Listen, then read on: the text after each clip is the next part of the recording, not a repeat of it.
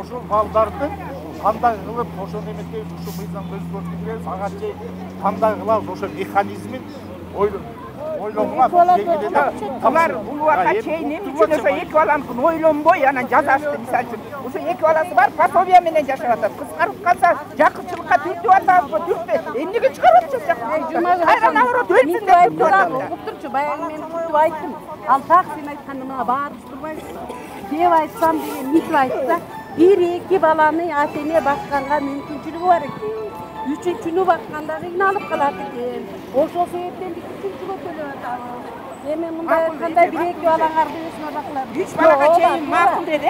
Чоңоюп, курсактар чоңоюп кийген ичкен, чоңоюп кеткен балдар эмне кылды?